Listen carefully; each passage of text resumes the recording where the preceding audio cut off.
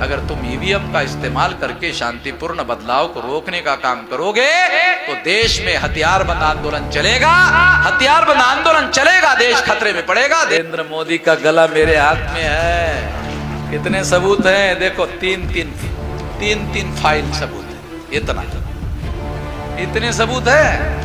एक फाइल में एक फाइल, फिर दूसरी फाइल, फिर तीसरी फाइल, इतने सबूत है। संविधान के विरोध में है, संविधान को बचाने के लिए चला रहा हूं। सुप्रीम कोर्ट ने फैसला दिया, हाँ ईवीएम में गड़बड़ी होती है। 2014 में नरेंद्र मोदी घोटाला करके प्रधानमंत्री बने, 2019 को नरेंद्र मोदी घोटाला करके प्रधानमंत्री बने।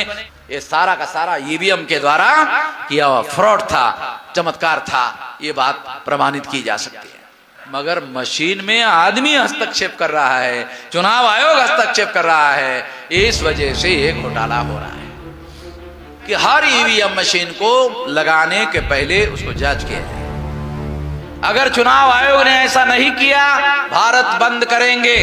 सीए का कानून अभी तक नरेंद्र मोदी, अमित शाह, आरएसएस, बीजेपी लागू नहीं कर पाए। हमने उस कानून को डब्बे में बंद कर दिया।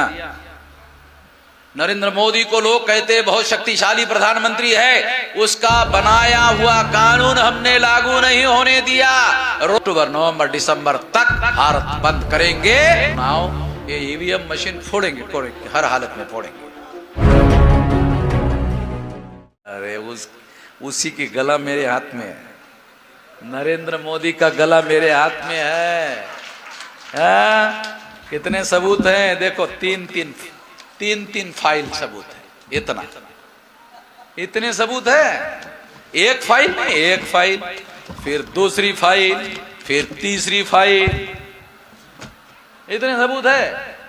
अब मेरे पास इतने सबूत है, ये नरेंद्र मोदी को भी मालूम है।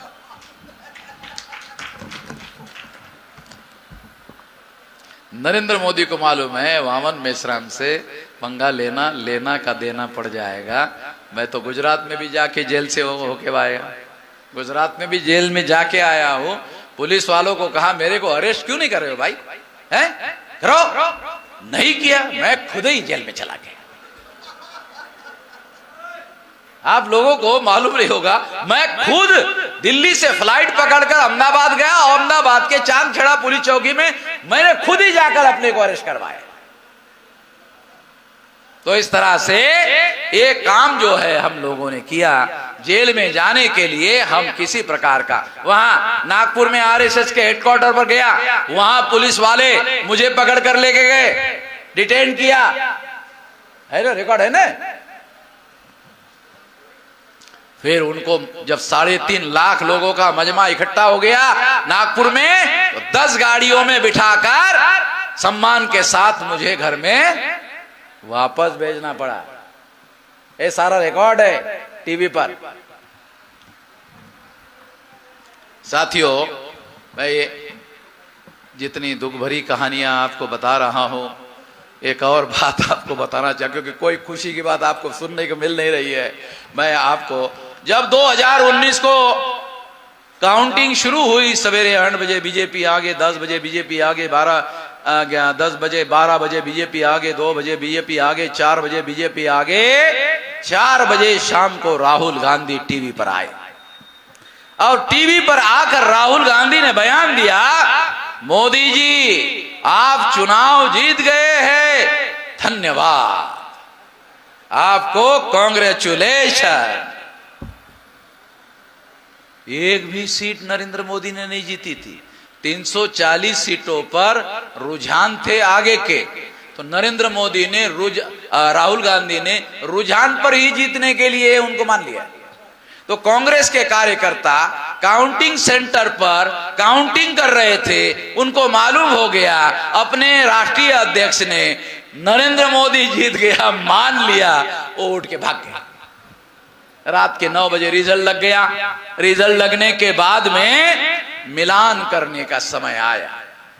मिलान करने के लिए कांग्रेस का कार्यकर्ता काउंटिंग सेंटर में हाजिर ही नहीं था। तो हमने बामसेव के हमारे कार्यकर्ता जो काउंटिंग में हाजिर थे उनको पूछा, अरे मिलान कैसे किया, ये सुप्रीम कोर्ट का ऑर्डर है, कैसे मिलान किया? तो हमारे लोगों ने बताया खाना पूर्ति कर दिया। खाना पूर्ति समझते हो? कागज में आंकड़ा का मिलान कर दिया, भेज दिया चीफ इलेक्शन कमिश्नर। बराबर है ना? ये अधिकारी रहे, इनको मालूम है खाना पूर्ति। मार्च महीने में खाना पूर्ति हर साल करनी पड़ती है। मार्च महीने में एक कागज में खाना पूर्ति करके आंकड़े मिला करके हर साल भेजने पड़ते हैं। तो खाना पूर्ति करके चीफ इलेक्शन कमिश्नर को भेज दिया, ये मिलान हो गया। और इस तरह से साथियों, मेरा जो ऑर्डर रिकाउंटिंग का ऑर्डर था, जो 200% गारंटी से घोटाला पकड़ने वाला ऑर्डर था, वो ऑर्डर को साइड ट्रैक किया गया और 2019 के चुनाव में नरेंद्र मोदी को दोबारा घोटाला करके चुनवाया गया। 2014 में नरेंद्र मोदी घोटाला करके प्रधानमंत्री बने, 2019 को नरेंद्र मोदी घोटाला करके प्रधानमंत्री बने। दो बार नरेंद्र मोदी घोटाला करके प्रधानमंत्री बने। अडवाणी और अटल बिहारी दो बड़े नेता मिलकर चुनाव कैंपेन चलाते थे। 186 से ज्यादा सीटें कभी नहीं जितवा पाए। अकेले नरेंद्र मोदी 303 सीटें जितवा लिया, अकेले, दोनों मिलके। अडवाणी अटल बिहारी, अरे बाप रे, बहुत बड़के नेता थे, दोनों मिलके कैंपेन चलाते थे। 186 से ज्यादा सीटें नहीं जितवा पाए, नरेंद्र मोदी ने अकेले 303 सीटें जितवाई। ये सारा का सारा ईवीएम के द्वारा किया हुआ फ्रॉड था, चमत्कार था, ये बात प्रमाणित की जा सकती है। रोका कैसे जाए? पहली बात, ईवीएम में घोटाला होता है। हमारे SC ST OBC माइनॉरिटी के तमाम लोगों को इस पर यकीन नहीं है। वो हमको कहते हैं ये मशीन में कैसे घोटाला होता है, मशीन कैसे घोटाला करती है। जब तक आदमी उसमें हस्तक्षेप ना करे, आदमी हस्तक्षेप कर रहा है ना, चुनाव आयोग हस्तक्षेप कर रहा है। मशीन अपने आप धोखाधड़ी नहीं कर सकती, ये बात बराबर है, मगर मशीन में आदमी हस्तक्षेप कर रहा है, चुनाव आयोग हस्तक्षेप कर रहा है, इस वजह से ये घोटाला हो रहा है। तो इस तरह से सबसे पहले तो लोगों को जगाना, इसको रोकना है तो जगाना होगा, तो जगाने का काम शुरू कर दिया 365 दिन। दूसरा काम, और हमने चुनाव आयोग को लिख कर दिया, ये ईवीएम मशीन ईमानदार होनी चाहिए।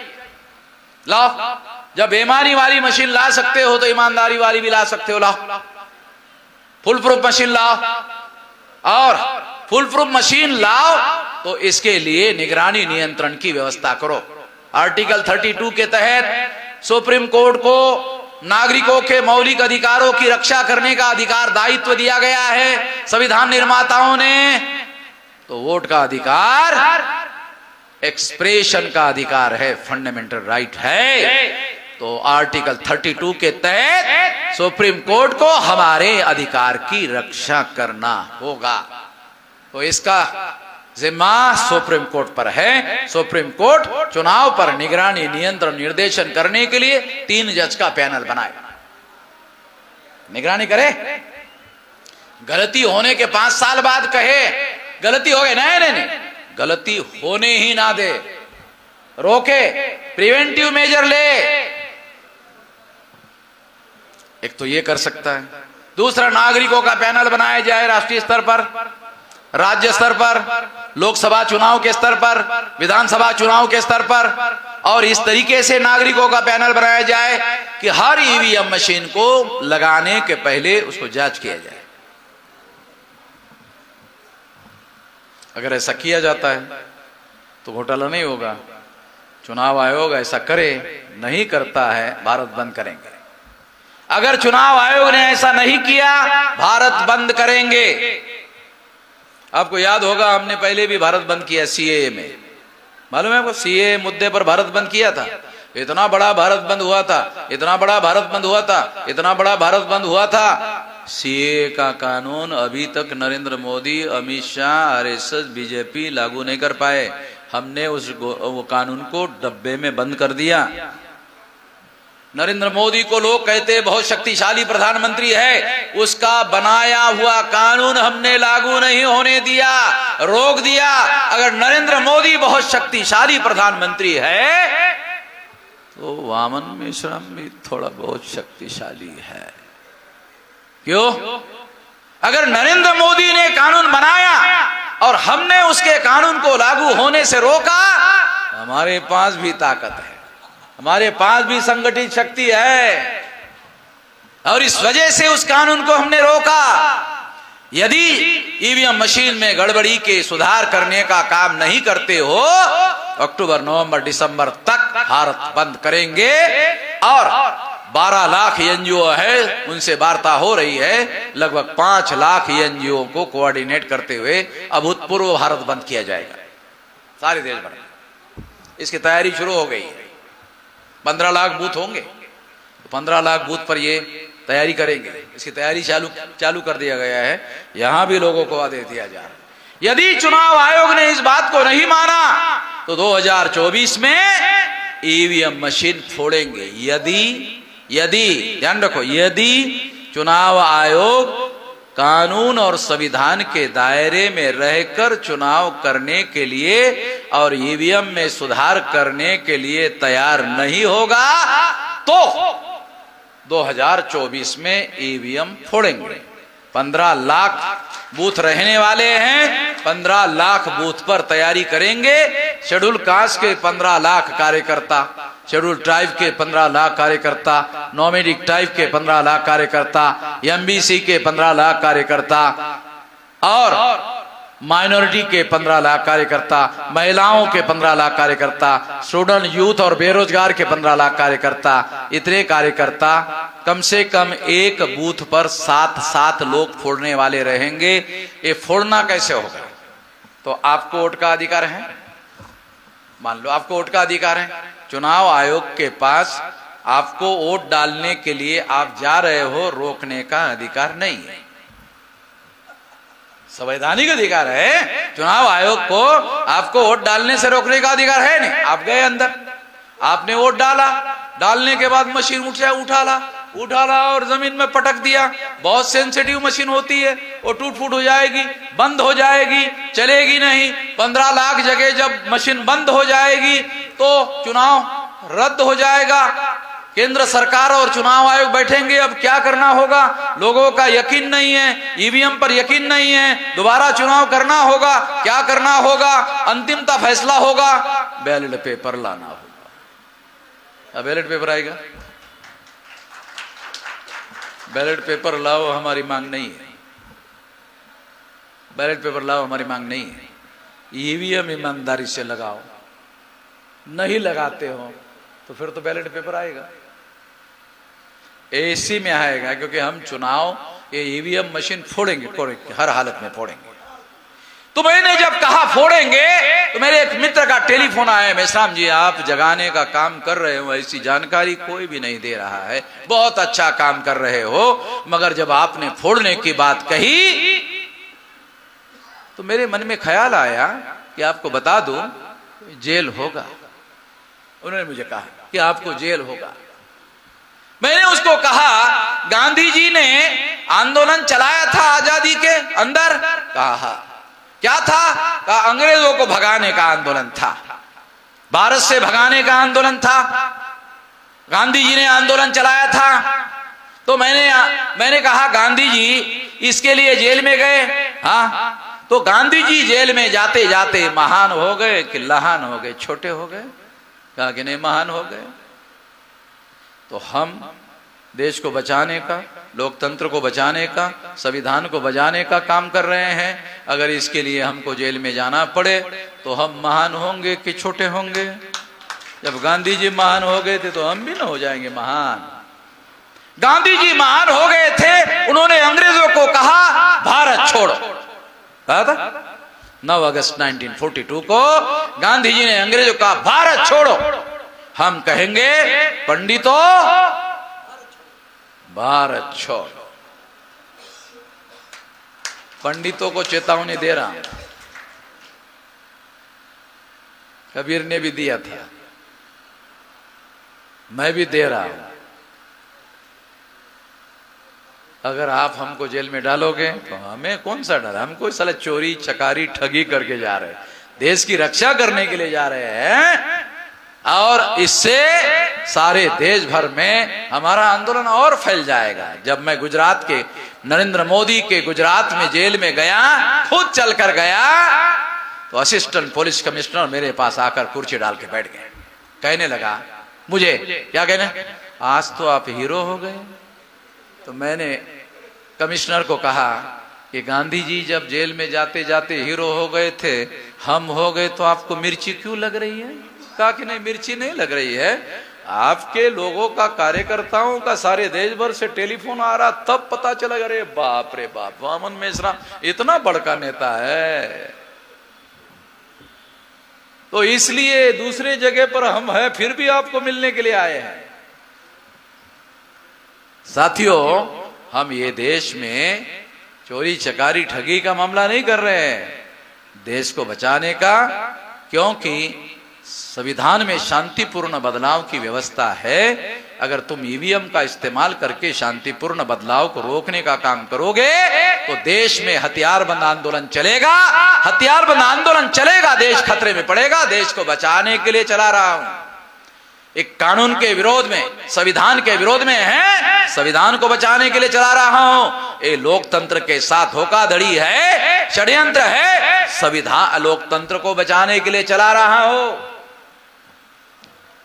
इसलिए आप सभी लोगों को अनुरोध है कि यदि, जब मैंने ऐसे कहा ईवीएम मशीन फोड़ेंगे, रक्षा के लिए फोड़ेंगे, तो पुणे के पास नगर जिला है, वहां के मेरे कार्यकर्ता ने मशीन फोड़ दी। मैंने उसको पूछा, अरे अकेले ने क्यों फोड़ा? हम 15 लाख मिलकर फोड़ने वाले थे, अकेले ने क्यों फोड़ा? उसने कहा नहीं, आपने 2024 तक रुकने के लिए, मैंने रहा नहीं गया, जल्दी फोड़ दिया। निकाला, अजीब आदमी हो भाई। तो क्या हुआ? आपने फोड़ दिया ईवीएम, क्या हुआ? एफआईआर हो गया। फिर क्या हुआ? पुलिस पकड़ के ले गई। फिर क्या हुआ? जमानत हो गई। फिर क्या हुआ? केस चली। फिर क्या हुआ? जज ने पूछा क्यों फोड़ा? तो मैंने कहा क्या बताया? वामन मेश्राम का नाम लिया। मैंने कहा मेरा नाम वहां क्यों लिया?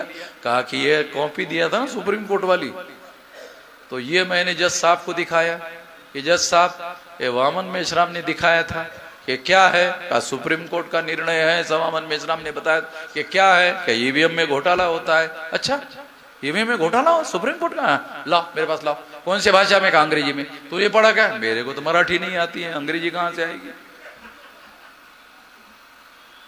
तो मेरे पास लाओ। जज ने वो कॉपी लिया, देखा, सुप्रीम कोर्ट ने फैसला दिया, हाँ ईवीएम में गड़बड़ी होती है। जज ने कहा जाओ, निर्दोष छोड़ देते। अकेले आदमी को निर्दोष छोड़ दिया। 15 लाख लोग जेल में जाओगे। जानते हो कर्नल गद्दाफी को लाखों लोग उसमें घर में घुसे, उसकी हत्या कर दिया।